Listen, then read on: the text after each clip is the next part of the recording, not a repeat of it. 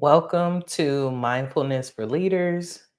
Welcome to Mindfulness for Leaders. My name is Evolve Benton, and today we are going to ground ourselves in our mission and our purpose.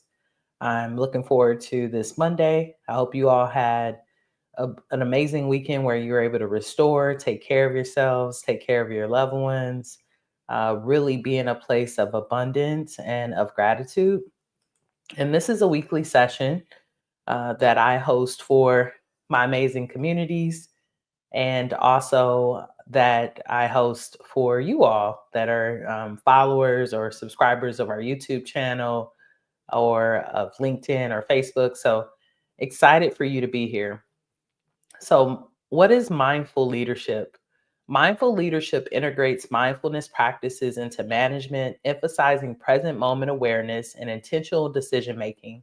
Leaders who participate in this approach focus on self awareness, active listening, and emotional intelligence to make better decisions and support their teams effectively. This style helps reduce stress while improving team communication and organizational outcomes. So I know that there are many people who are here watching, whether you're watching now or in the replay. So do me a favor, just put into the comments, where do you lead at? Right? Like, where are you located? What city or town or country?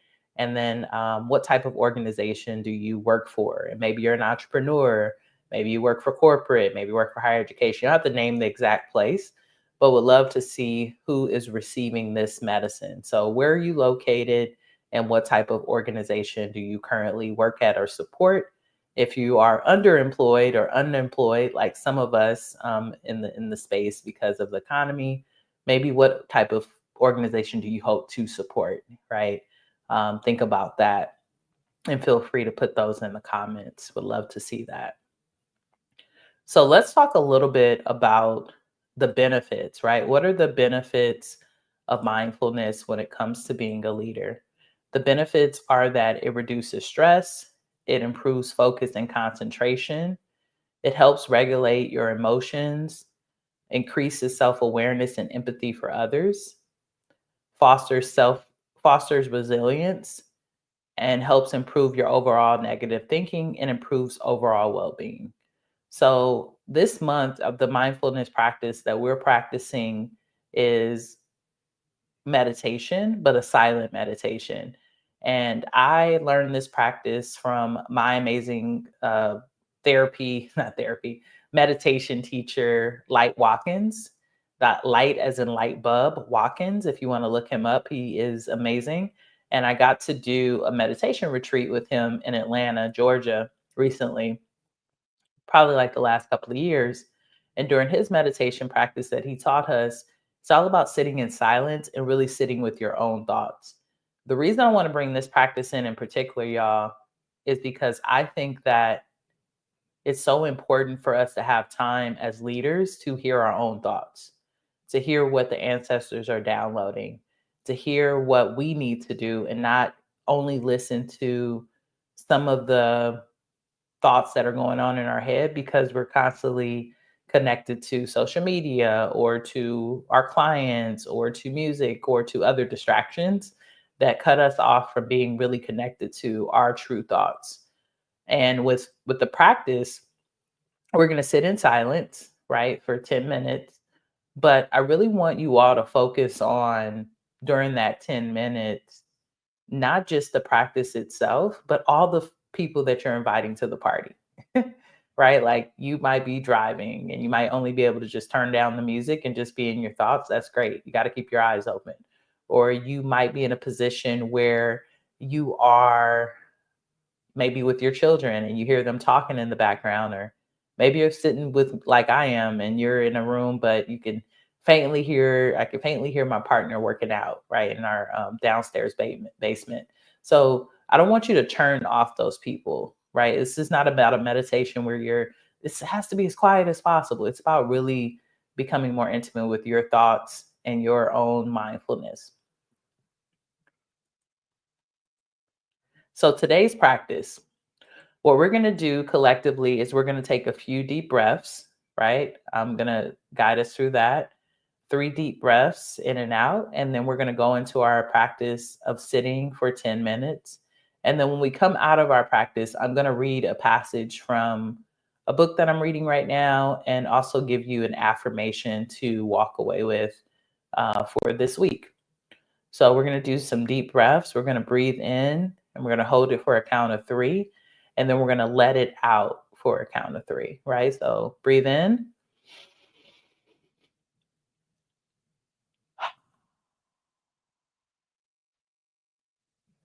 So what I like to do is breathe in through my nose, then I hold it. And my attempt is always to let it out with a sound.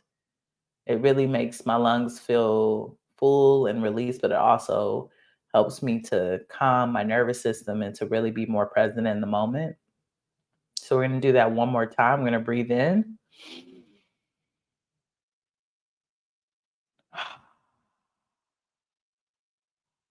and we're going to release.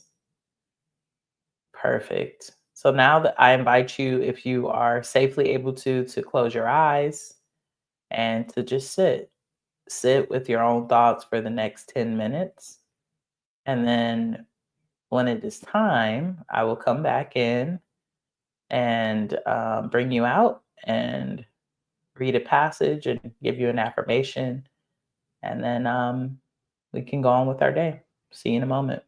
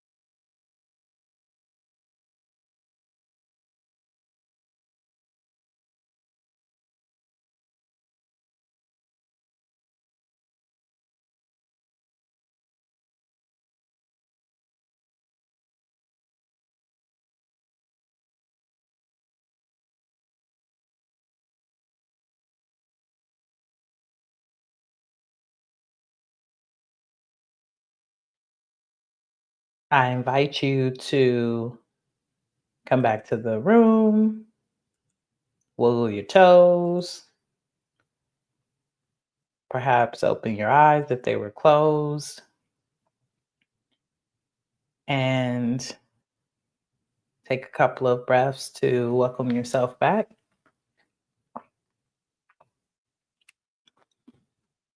I hope that this practice guides you to be an amazing leader this week and to continue to show up for your team and for yourself.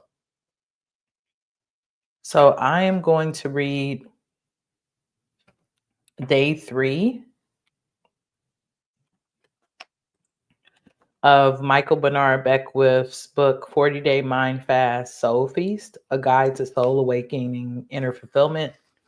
Here's the cover of the book if you want to check it out, and go get it. So it says, "Give, and it shall be given unto you." That's a quote from Jesus the Christ. And then it says, it is when you give yourself that you truly give. And that's by Khalil Gibran. This chapter is called Service, Not Servitude.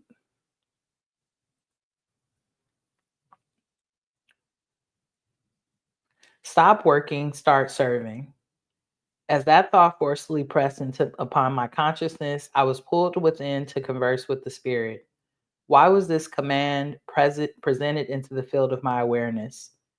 As I centered myself in a listening mode, I began to understand that many people have the concept that they go to work.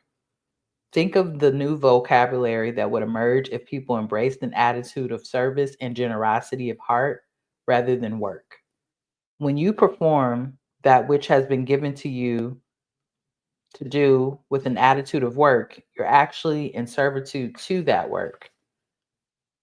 You're a servant to your own burdensome false ideas. Service, on the other hand, is freedom.